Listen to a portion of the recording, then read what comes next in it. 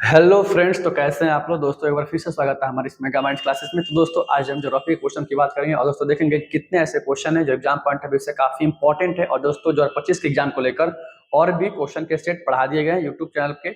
आप प्लेलिस्ट में जाके क्वेश्चन को देख सकते हैं। उसके इर्द गिर्द दोस्तों जितने क्वेश्चन बने हैं, बनने की संभावना है 110% सारे क्वेश्चन कवर कर दिए गए हैं। तो दोस्तों आज हम ज्योग्राफी के क्वेश्चन की बात करेंगे और दोस्तों देखेंगे कैसे ऐसे कितने ऐसे क्वेश्चन है जो आपके एग्जाम पॉइंट ऑफ व्यू से दोस्तों काफी इंपॉर्टेंट है और इंपॉर्टेंट होने की संभावना 110% है। चलिए दोस्तों देखते हैं पहला क्वेश्चन क्या कर रहा है। दोस्तों आपका पहला क्वेश्चन देख लेते हैं। पहला क्वेश्चन है भद्रावती का संबंध किससे है। दोस्तों भद्रावती, तो दोस्तों ये क्वेश्चन काफी इंपॉर्टेंट है क्योंकि ये क्वेश्चन भी एग्जाम पॉइंट ऑफ व्यू से कई बार पूछे जा चुके हैं। भद्रावती का संबंध दोस्तों किससे है। तो चलिए दोस्तों क्वेश्चन देख लेते हैं। क्वेश्चन है भद्रावती के बारे में और दोस्तों इससे क्वेश्चन एग्जाम में ये भी पूछा हुआ है कि भद्रावती दोस्तों कहाँ स्थित है। तो दोस्तों भद्रावती कर्नाटक में है। ऐसे क्वेश्चन पूछने की संभावना 110% एग्जाम में इसलिए बन जाता है क्योंकि ये क्वेश्चन एग्जाम में पूछा जा चुका है। ये भी पूछा है भद्रावती के साथ साथ शिव समुद्रम, क्या चीज, शिव समुद्रम दोस्तों किस राज्य में है। तो दोस्तों शिव समुद्रम कर्नाटक में है। ये क्वेश्चन भी काफी इंपॉर्टेंट हो जाता है आपके एग्जाम पॉइंट ऑफ व्यू को लेकर। और दोस्तों इसका संबंध लोहा इस्पात से है, ध्यान दीजिएगा। आपके एग्जाम में ये भी क्वेश्चन पूछा है लोहा के उत्पादन में भारत का वह कौन सा राज्य है जो प्रथम स्थान पे। दोस्तों उड़ीसा है। लोहा में उड़ीसा राज्य को प्रथम स्थान प्राप्त है। इस बात को आप गांठ बांध लीजिएगा। अगर आपके बात करें लौह इस्पात के कुल कितने प्रकार के होते हैं दोस्तों, तो लौह इस्पात के कुल 4 प्रकार होते हैं। एक का नाम है हेमेटाइट, अब ये क्वेश्चन एग्जाम में पूछा हुआ है। दो का नाम है मैग्नेटाइट, ये भी क्वेश्चन एग्जाम में पूछा हुआ है। तीन का नाम है लिमोनाइट, इनका नाम क्या है लिमोनाइट। और दोस्तों चौथा है सीडेराइट, क्या नाम है सीडेराइट है, ध्यान दीजिएगा। आपके एग्जाम में यहाँ से कैसे क्वेश्चन पूछा दोस्तों, क्वेश्चन पूछा है हेमाटाइट किसका अयस्क है। तो दोस्तों हेमाटाइट लोहा का अयस्क है। ये क्वेश्चन बहुत इंपॉर्टेंट हो जाता है। अगर दोस्तों सूती वस्त्र की बात करें, सुनिए पहले लौह इस्पात उद्योग की बात करें। दोस्तों ध्यान दीजिएगा, लौह इस्पात उद्योग को सभी उद्योगों की जननी कहा जाता है। ऐसा इसलिए क्योंकि लौह इस्पात, लोहा का प्रयोग छोटी से छोटी वस्तुओं के बनाने से लेकर बड़े से बड़े तक मशीनों का निर्माण बाबू लोहा से संपन्न किया जाता है। इसलिए लौह इस्पात उद्योग को दोस्तों आधारभूत उद्योग की संज्ञा दी गई है। इस बात को भी आप गांठ बांध लीजिएगा, लौह इस्पात उद्योग को आधारभूत उद्योग की संज्ञा दी गई है। ठीक है, आपसे क्वेश्चन ये भी पूछा हुआ एग्जाम में सूती वस्त्र को लेकर। दोस्तों सूती वस्त्र के उत्पादन में भारत के किस राज्य को प्रथम स्थान दोस्तों प्राप्त है। तो दोस्तों सूती वस्त्र को लेकर दोस्तों भारत के गुजरात राज्य को प्रथम स्थान प्राप्त है। इस बात को आप गांठ बांध लीजिएगा। और दोस्तों सूती वस्त्र को सफेद सोना के नाम से भी जाना जाता है, सॉरी कपास को सफेद सोना के नाम से भी जाना जाता है, गांठ बांध लीजिएगा।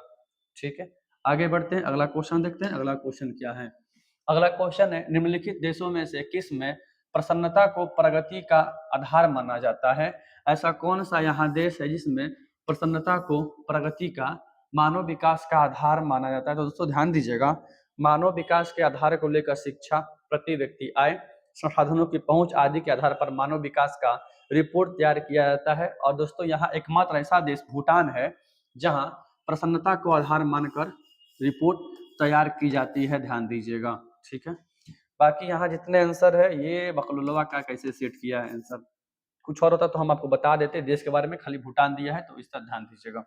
अगला दोस्तों क्वेश्चन देख लेते हैं। अगला क्वेश्चन क्या है, किस पतन को स्वेज मार्ग का लाभ प्राप्त है। दोस्तों ये क्वेश्चन जरूरी है, इसलिए जरूरी है क्योंकि ये क्वेश्चन इससे पहले भी दोस्तों एग्जाम में आ चुका है। ये क्वेश्चन जरूरी है, किस पतन को स्वेज मार्ग का लाभ प्राप्त है।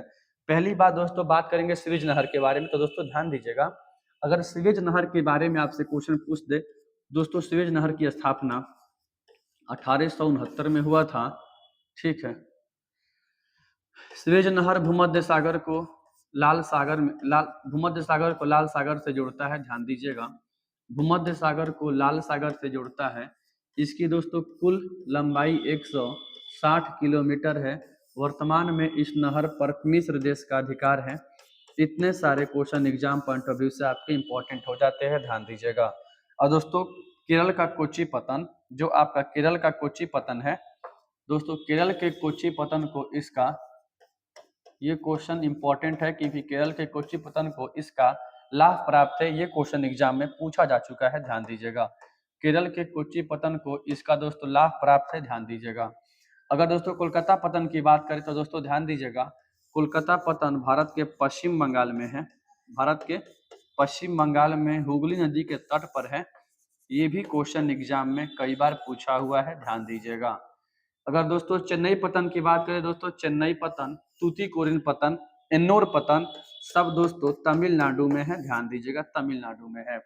ठीक है, रही बात ये सारे क्वेश्चन हमारे वीडियो में बता देते हैं। ये क्वेश्चन आज के लिए नया है। स्वेज मार्ग का निर्माण कब हुआ था, कुल लंबाई कितनी है, भूमध्य सागर को लाल सागर से जोड़ने वाला कौन नहर है, स्वेज नहर है, ध्यान दीजिएगा। अगला क्वेश्चन है, निम्नलिखित नगरों में कौन गुजरात में अवस्थित नहीं है, गुजरात में अवस्थित नहीं है दोस्तों, ध्यान दीजिएगा। इनमें से ऐसा कौन सा नहर है जो गुजरात में, नगर है जो गुजरात में दोस्तों स्थित नहीं है, दोस्तों सूरत गुजरात में है, ये ऑप्शन ए सही है। राजकोट गुजरात में है और कोयला, क्या बोला ये, नासिक महाराष्ट्र में है, आंसर ऑप्शन बी हो जाएगा। ठीक है दोस्तों, नासिक महाराष्ट्र में है, ध्यान दीजिएगा, नासिक महाराष्ट्र में, option B is the right answer, ध्यान दीजिएगा। अगर आपसे क्वेश्चन पूछ दे कांडला बंदरगाह किस राज्य में है, कांडला किस राज्य में है, हजीरा बंदरगाह किस राज्य में है, हजीरा बंदरगाह किस राज्य में, काकरा पार किस राज्य में है, काकरा पार किस राज्य में है, यह आपसे पूछ देगा। ठीक है, जामनगर किस राज्य में है। तो ये सारा question exam point of view से बहुत इंपॉर्टेंट हो जाते हैं क्योंकि पूछे जा चुके हैं, पूछे जाने की संभावना 110% है, ध्यान दीजिएगा। बार बार यही कहना चाहते हैं, क्वेश्चन के इर्द गिर्द जितने क्वेश्चन बन रहे हैं एग्जाम पॉइंट ऑफ व्यू से वो जरूरी है, न कि ये क्वेश्चन, क्योंकि ये क्वेश्चन हर बच्चे याद करते होंगे, ध्यान दीजिएगा। आपसे बार बार हम यही बता रहे हैं।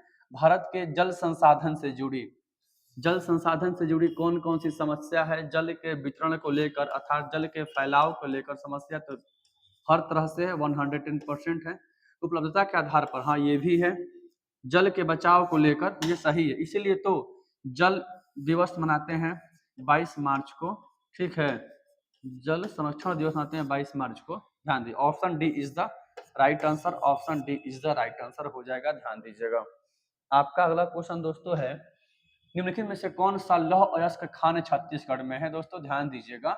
नोवा मुंडी झारखंड में है, कहाँ पे है दोस्तों, नोवा मुंडी झारखंड में है, ध्यान दीजिएगा, नोवा मुंडी झारखंड में है, कहाँ पे है, नोवा मुंडी झारखंड में है, छत्तीसगढ़ में बिल्कुल नहीं है। किरुबुरु भी मेरे ख्याल से झारखंड में है, ठीक है, ये नहीं है। बेलाडीला दोस्तों छत्तीसगढ़ में, option C is the right answer हो जाएगा। और दोस्तों बेलाडीला लौह अयस्क खान है, ये क्वेश्चन एग्जाम में पूछा हुआ है। बेलाडीला किससे संबंधित है दोस्तों, तो बेलाडीला लौह अयस्क से संबंधित है, ध्यान दीजिएगा। लेकिन कोयला के उत्पादन में दोस्तों छत्तीसगढ़ को प्रथम स्थान प्राप्त है, कोयला के उत्पादन में छत्तीसगढ़ को प्रथम स्थान प्राप्त है, ध्यान दीजिएगा। सबसे पहली बार कोयला की खान की खोज दोस्तों, कोयला की खान की खोज रानीगंज में किया गया था। और दोस्तों रानीगंज वेस्ट बंगाल में है, ध्यान दीजिएगा, वेस्ट बंगाल में है। इतने सारे question exam point of view से पूछा हुआ है। कोयले के मुख्यतः 4 प्रकार होते हैं, एंथ्रासाइट, बिटुमिनस, लिग्नाइट और पिट, ध्यान दीजिएगा। अगला क्वेश्चन है, कौन सा रेडियो सक्रिय खनिज है, ध्यान दीजिएगा। ऑप्शन इनमें सभी हो क्योंकि ये सारा क्वेश्चन इजी वाला है। एक मिनट, ठीक है, देखते हैं। इनका क्वेश्चन कह रहा है इनमें से कौन सा रेडियो एक्टिव खनिज है, दोस्तों ध्यान दीजिएगा। थोरियम भी है, इनमें से सब है मेरे, सब है, यूरेनियम भी है, थोरियम भी है, जिरकोनियम भी है, option D is the right answer. Radio active तत्व में थोरियम के उत्पादन में प्रथम स्थान केरल को प्राप्त है, ये क्वेश्चन गांठ बांध लीजिएगा, थोरियम के उत्पादन में प्रथम स्थान केरल को प्राप्त है, ध्यान दीजिएगा। जादूगोड़ा एग्जाम में पूछा हुआ है, जादूगोड़ा, झारखंड का जादूगोड़ा दोस्तों किसके लिए प्रसिद्ध है, तो दोस्तों झारखंड का जादूगोड़ा यूरेनियम के लिए प्रसिद्ध है, ये क्वेश्चन इंपॉर्टेंट हो जाता है। जादूगोड़ा, झारखंड का जादूगोड़ा किसके लिए दोस्तों प्रसिद्ध है, यूरेनियम के लिए प्रसिद्ध है, ध्यान दे दीजिएगा।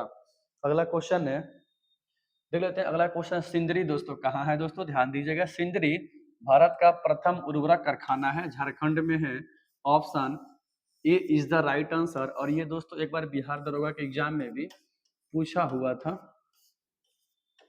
बिहार दरोगा के एग्जाम में भी आप पे ये वाला क्वेश्चन पूछा हुआ था, ध्यान दीजिएगा। ठीक है, अगर बात करें नाभिकीय ऊर्जा संयंत्र के बारे में दोस्तों, तो प्रथम नाभिकीय ऊर्जा संयंत्र महाराष्ट्र के तारापुर में स्थापित हुआ था।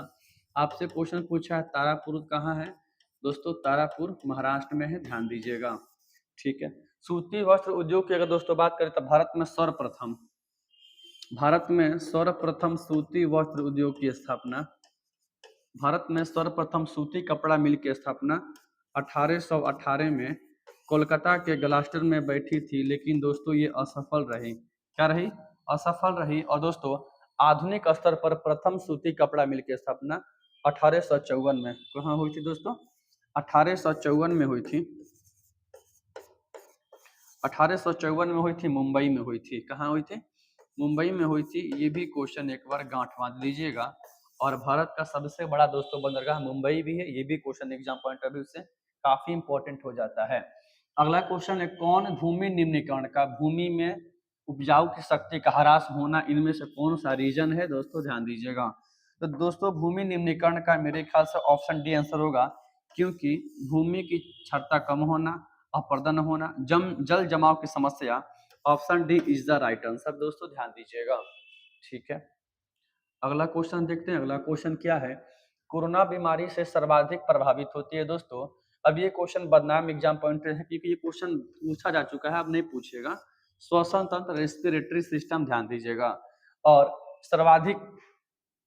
सर्वाधिक बीमारियां जल से होती है, ये भी ध्यान दीजिएगा। ऑप्शन ऐसे भी क्वेश्चन पूछा एग्जाम में। डेसिबल मापने की क्या इकाई है, डेसिबल में हम क्या मापते हैं दोस्तों? डेसिबल में हर बच्चा जानता होगा, इसका आंसर आप कमेंट बॉक्स में दीजिए। डेसिबल में हम क्या मापते हैं? डेसिबल में दोस्तों हम क्या मापते हैं, इसका कमेंट बॉक्स में आंसर। बिल्कुल दूध भात वाला क्वेश्चन है, बिल्कुल दूध भात वाला, इसमें कोई इजी, बहुत इजी है, हर बच्चा जानता होगा एग्जाम देने वाला, ध्यान दीजिएगा। जवाहरलाल नेहरू बंदरगाह दोस्तों क्या था? भारत का सबसे बड़ा बंदरगाह कौन है? मुंबई है। भारत का सबसे बड़ा बंदरगाह दोस्तों कौन है? मुंबई है। और मुंबई की ट्रैफिक को, मतलब मुंबई की जाम को कम करने के लिए भारत ने महाराष्ट्र में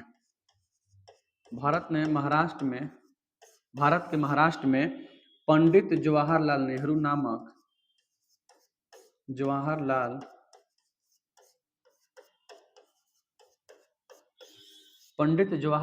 नामक एक बंदरगाह का निर्माण किया गया, जिसे नौहा शोभा के भी नाम से जाना जाता है। Option C is the right answer.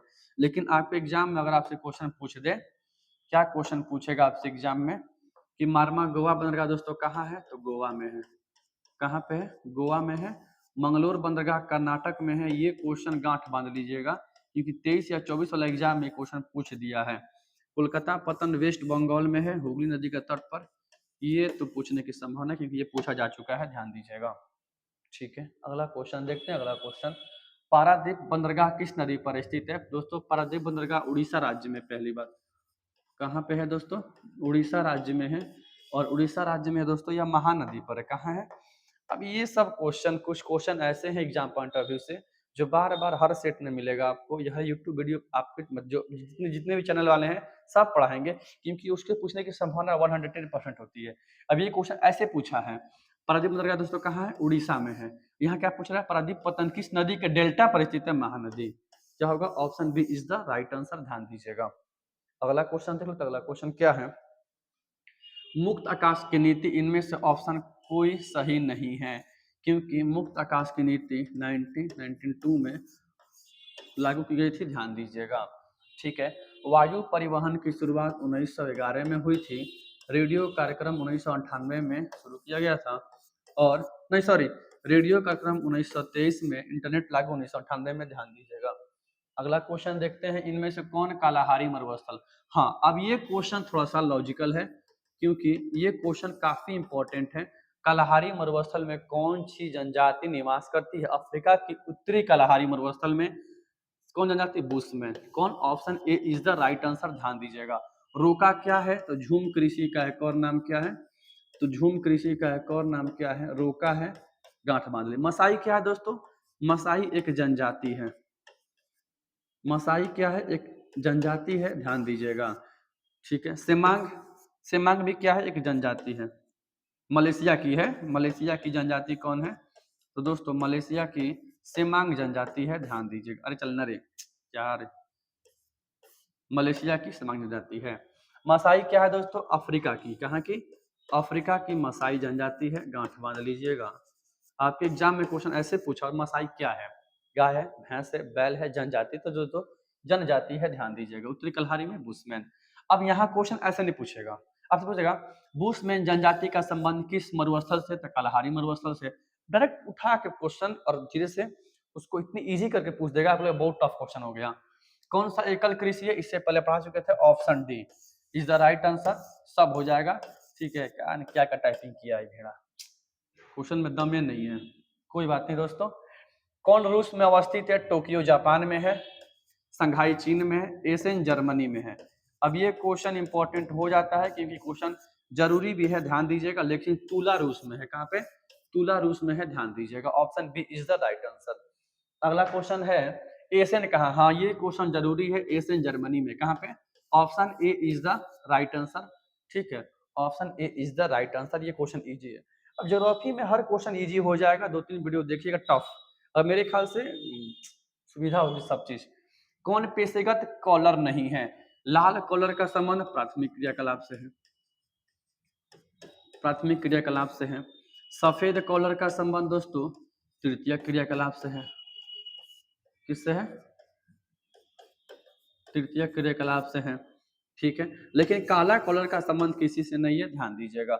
स्वर्ण कॉलर के बारे में एग्जाम में क्वेश्चन पूछा था कि पंचम क्रियाकलाप से जुड़ा हुआ श्रमिक दोस्तों किसमें आएगा? तो पंचम क्रियाकलाप से जुड़ा हुआ श्रमिक दोस्तों स्वर्ण कॉलर में आएगा, स्वर्ण कॉलर में आएगा, ध्यान दीजिएगा। कौन पेशेवर सेवा है? वकील सेवा है, न्यायिक सेवा है, धोबी से। Option D is the right answer, ध्यान दीजिएगा। Option D is the right answer, ठीक है। अगला क्वेश्चन देखते हैं। अगला क्वेश्चन क्या है? किस देश में सेंट जॉन से वैंकूवर के बीच में महामार्ग है? ऐसा कौन सा देश है? सेंट जॉन को वैंकूवर से कौन जोड़ता है? तो दोस्तों सेंट जॉन को वैंकूवर से जोड़ने वाला मार्ग है कनाडा महामार्ग। कौन सा है? कनाडा महामार्ग है, हाँ बिल्कुल, कनाडा महामार्ग, ध्यान दीजिएगा। Option D is the right answer. एक बार आप एक और याद कर लीजिएगा, उत्तर अटलांटिक मार्ग, ये क्वेश्चन एग्जाम में पूछा हुआ था, ध्यान दीजिएगा। एयर इंडिया का संबंध दोस्तों किस तरह? वायु मार्ग से है, ध्यान दीजिएगा। आर्यभट्ट के बारे में क्वेश्चन याद कर लीजिएगा, एग्जाम में क्वेश्चन पूछा हुआ है। अगला क्वेश्चन, यूरोपीय संघ की स्थापना। यूरोपीय दोस्तों संघ की स्थापना 1992 में हुई। इसका मुख्यालय बेल्जियम के ब्रुसेल्स में है। कहाँ पे? बेल्जियम के ब्रुसेल्स में है, ध्यान दीजिएगा। ये क्वेश्चन एक बार ज्योग्राफी में भी और पॉलिटिकल साइंस में एग्जाम में दोनों पेपर में पूछा हुआ था, हुबहू क्वेश्चन पूछा हुआ था। यूरोपीय संघ का मुख्यालय दोस्तों कहाँ है? तो बेल्जियम के ब्रुसेल्स में है, ध्यान दीजिएगा, ठीक है। आप हर एक टॉपिक को कवर कर लीजिएगा कम से कम। किस संघ का मुख्यालय काठमांडू में है? दोस्तों OPEC, organisation of petroleum export OPEC country. OPEC की स्थापना 1960 में हुई, पहली बात। कहाँ पे हुई? बगदाद में हुई। कहाँ पे हुई दोस्तों? बगदाद में हुई। इसमें ऐसे देश शामिल हैं जिनके पास खनिज तेल काफी ज्यादा है, सऊदी अरब, Iran, Iraq, Venezuela, Qatar, Bahrain आदि, ठीक है। दक्षेस की स्थापना, जिसे south Asian association for regional corporation SAARC SAARC, इसकी स्थापना 1950 में जिया उल रहमान की दिमाग के उपज के स्वरूप किया गया था। इसकी प्रथम बैठक बांग्लादेश के दोस्तों ढाका में हुई थी, और इसका मुख्यालय काठमांडू में है। यही क्वेश्चन एग्जाम में यहाँ पूछ रहा है, option B is the right answer. ASEAN का मुख्यालय दोस्तों 1967 में हुआ था। कहाँ पे हुआ था? बैंकॉक घोषणा के तहत हुआ था। ये क्वेश्चन एग्जाम में पूछा हुआ है। और ओपेक की दोस्तों, ओपेक का मुख्यालय एग्जाम में पूछा है दोस्तों।